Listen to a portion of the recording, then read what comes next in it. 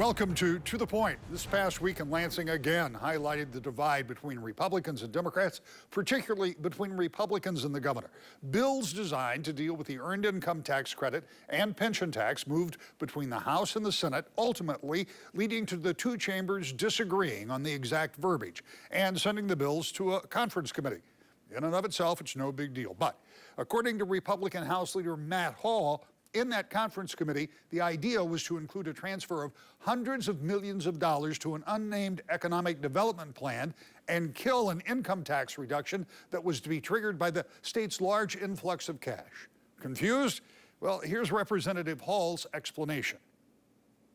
Representative, let's talk about this week. I guess you could say this about every week since the beginning of session, but this is a particularly interesting week, and you put out a media release that caught my attention, talking about what's going on with the latest tax bill that was originated in the House, passed in the House, sent to the Senate, changed to the Senate, came back to the House, was rejected by the House, so it goes to a conference committee now.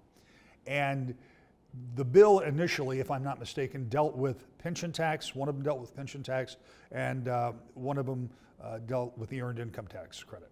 Now that that's going to go to a conference report, you, I believe, think that something is going to happen that would negate what otherwise would be a slight rollback in the income tax because of the amount of money the state has versus the other metrics that it has to be measured against. Does that come close to explaining where we are? Sure. So early this week, I got word that Governor Whitmer was planning to take income tax cut away from every Michigan family, worker, and small business, and instead give that money to large corporations in our state. I thought that was wrong. You look at government has grown over 40% this year in over inflation. And we can't give a 0.2% tax cut to every Michigan worker, family, and small business. That makes no sense. That's not a lot to ask when we're seeing this kind of government growth. So Governor Whitmer came up with this scheme to take that income tax cut away from all of us and every small business. Now what happened is, you look at like Brian Calley and the Small Business Association of Michigan, they put out an action alert. Small businesses all over the state were contacting my office, contacting the governor, contacting other legislators. This thing blew up. So now what's happened is Governor Whitmer has come up with a way to reset. Now we're going to wait a few days. We're going to, they canceled session Thursday. They canceled session next week, Tuesday. So now she needs a few days to come up with a new scheme to figure out how to take away everyone's tax cut. And that's what I'm concerned about, and that's why I think there's this delay. And the issue is they're doing this in secret. They're not doing this in a way where we have committee hearings and ways that the public can see what they're proposing and what they're trying to do. I think there needs to be transparency here. Everyone should get this tax cut that's coming their way, and the Democrats should not be using accounting tricks to take it away from every taxpayer and give it to a few select corporations. That's wrong. The Michigan workers and families and small businesses need that relief. Talk to me about the logistics of this so we can explain it to the viewers at home. There is a statute in place that says when the amount of money in the Treasury exceeds the rate of inflation by a certain percentage, right? Mm-hmm. Then there'll be this relatively small, 0.2% income tax reduction. Yep. And so all of those numbers are in place that would happen. How, from your perspective, how was it going to work that money was going to be moved? It was going to be moved into the SOAR account or someplace like that, so it would be used in economic development, and then that would reduce the amount of money that the state had on the books. Is that how that would work? That's right. What Governor Whitmer was getting ready to propose is going back in time to last year and doing an accounting trick to take $800 million out of the general fund. Okay, so that was her plan. I'm going to go back to last year before the books close, which the books are supposed to close but by the end of March. I'm going to take out $800 million out of the general fund, and I'm going to reroute it retroactively into a different fund that's a restricted fund. By doing that accounting trick, that would have been enough money leaving the general fund last year that would have stopped this income tax cut from happening. That's what she proposed, to go back in time and do an accounting trick to make that happen, okay? There are so many other ways that Governor Whitmer can direct this $800 million to her corporate friends, okay? Or whatever corporation, whatever secret project that she's working on to attract with this $800 million. She could do it many other ways. The way she proposed to do it was the only way that would get rid of an automatic income tax cut for every single Michigan worker, family, and small business that's set to happen this year. That was not the right approach, and that's why we opposed it and blew it up. Let me clarify. You said she proposed. Has the governor said any of this out loud? Is this something that she has dealt with, or is it your supposition that she is working with Democrats in the legislature to do this? Well, the governor's team shared this plan with me, and they shared this plan with other associations that represent business groups around Lansing. So I saw the plan, and I went and we put our team together and we figured out what it does, and we opposed it. Now, you're correct. The governor has never released this plan publicly, so the people haven't seen it. But that's why we sounded the alarm. We wanted the small businesses of this state to know they were about to lose an income tax cut. We wanted every taxpayer to know that. And that outrage led to the governor stopping that plan, and now she's taking the next week to try to figure out a new scheme of how to take that tax cut away from all the Michigan families, workers, and small businesses, and to find a different way to get money to these corporations that she's trying to lure to Michigan. That conversation was recorded on Thursday. I contacted the governor's office on Friday about Representative Hall's comments. They said, not true. Later, a news release said that the Senate Majority Leader, the Speaker, and Governor had reached an agreement on the EITC and a pension tax, and a plan to give all taxpayers an inflation relief check. They didn't say how much. Governor's office promised more details next week, and there was no mention of blocking the scheduled tax reduction and nothing about economic development in the Friday release. There will be more. When we come back, Democrat Carol Glanville, a Walker representative, will give us her take. To the Point. Welcome back to the Point. Democratic Representative Carol Glanville talked with us about the most recent supplemental totaling more than $1 billion passed by the legislature. And I asked her if the process for passing legislation in Lansing is changing. Representative, it's been an interesting start to this legislative session with things happening in ways that we maybe haven't normally seen them happen. But give me your take as we get started, and I realize that you're relatively new. I mean, Yes. you served a partial term and now in your first full term. But let's talk about the appropriations and the supplemental that was passed. It went through both the House and the Senate. In the Senate, it received a roll call vote for immediate effect, so it will go ahead and proceed. You will correct me if I'm wrong. My basic understanding was that the bill was designed to help close the books from the past year, which I believe it successfully did with about Yes. $146 million. But then there was another $940 million that got spent in there somehow. Tell me, to the degree that you know, how that came about. Well, it's all part of the process, right? I mean, this is how things get done. We negotiate between parties and between, branches to arrive at a number that everybody's comfortable with. And we saw pretty broad support for the bill overall. So yeah, like I said, it was just part of the process. And so people got to see that play out. Included in that is quite a bit of money for economic development. Talk to me about the importance of that from a state. I just talked with Senator Bumstead not long ago and included in this program.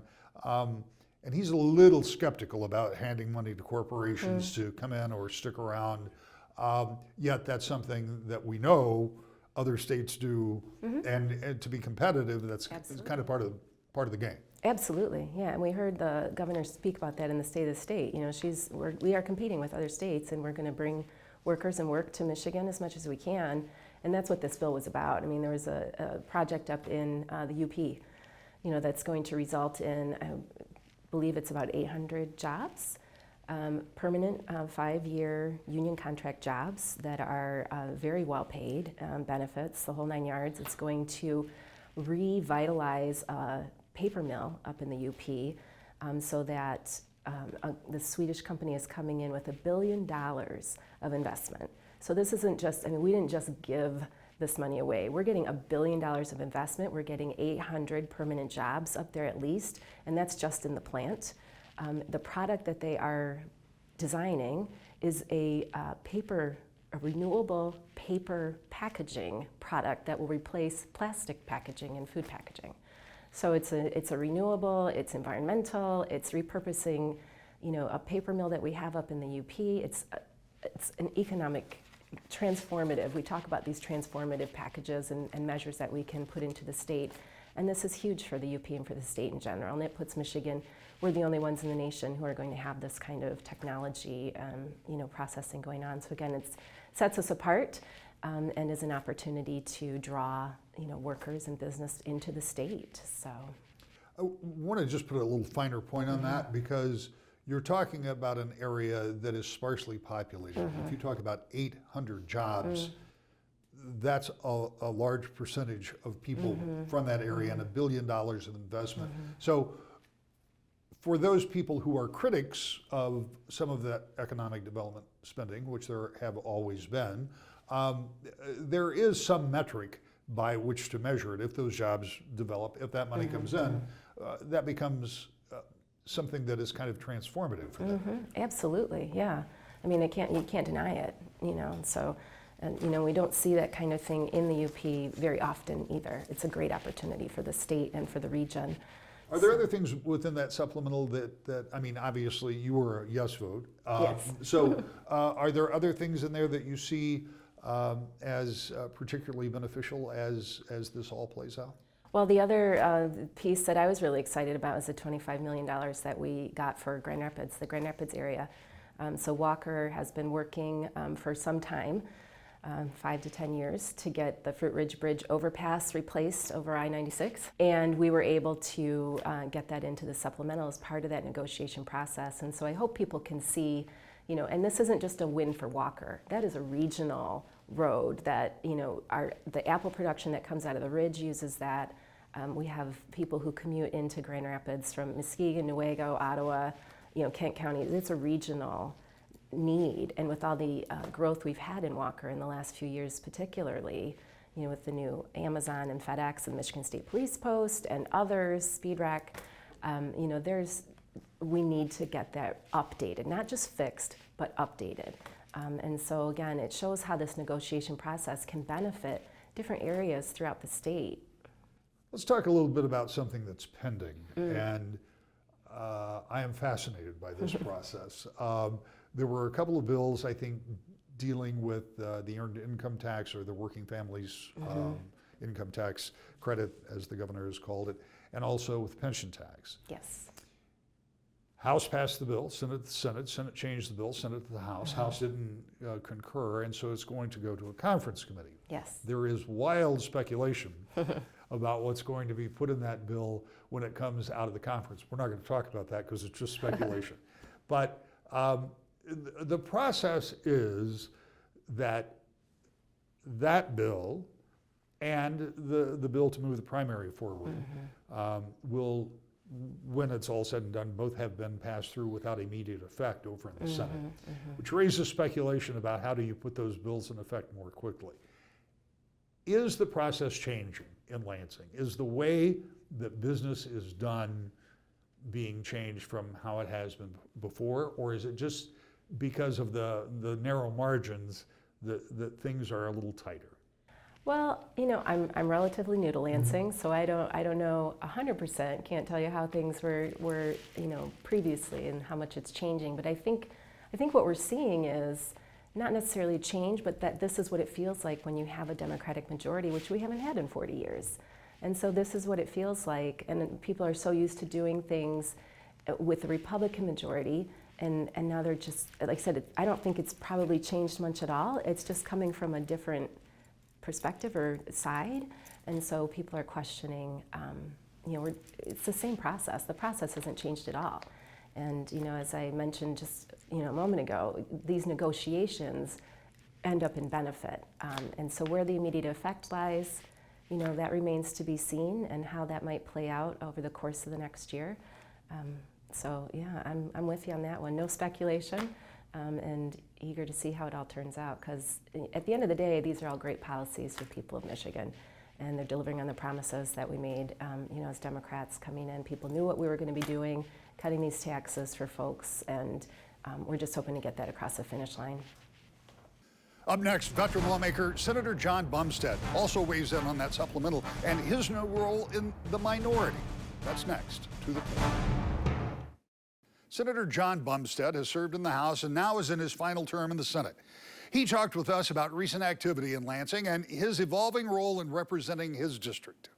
Senator, you and I have talked many times over the course of a number of years, but this may be one of the most unusual moments that we come together in Lansing, as the power structure has changed in the state, and we're starting to see the effects of that, including with a supplemental that was passed.